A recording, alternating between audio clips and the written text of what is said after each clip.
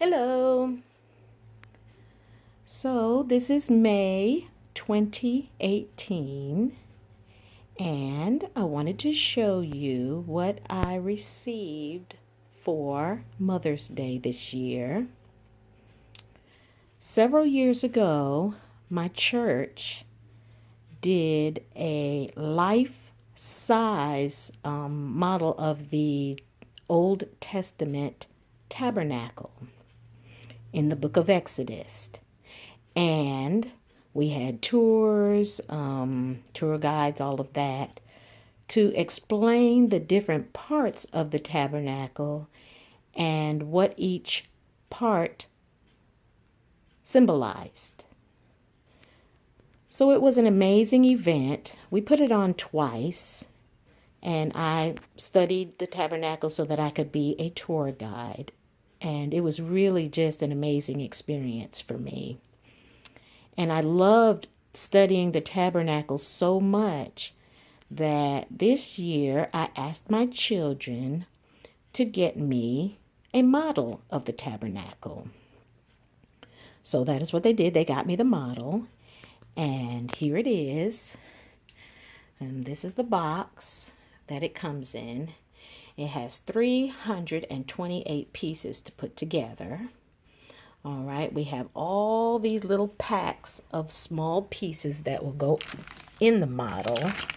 All right, this pack, and we have the little animals. We have posts, that's part of it.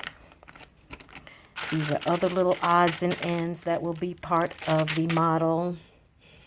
We have all the little accessories that they asked us to get to if we want to paint it, and I am going to paint it.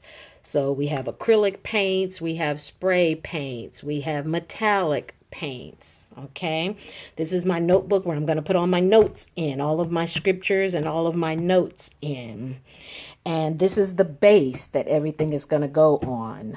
These are the instructions, how to put it together.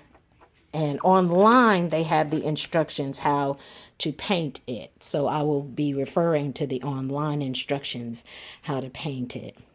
And what I'm going to do is, as I put this together, I'm going to come back on YouTube and try to explain to the best of my ability what each part of this tabernacle represents. Because when you read on the tabernacle and you study on the tabernacle, it symbolizes things that pertain to the Father. It symbolizes things that pertain to Jesus. It symbolizes things that pertain to the Holy Spirit. And it also symbolizes things that pertain to us as individuals and our lives, how we live our lives for the Father, His Son, and His Son, Jesus Christ, as we accept Him into our lives as our Lord and Savior, and as living the Christian life. So the study is going to be from the book of Exodus, and I really would like for you to study it with me, to give me your input on these pieces and what they represent, because I would like for us to learn together. I do not have a seminary degree. I would have loved to. That was one of my life dreams, to go to seminary and receive a degree, but I never did.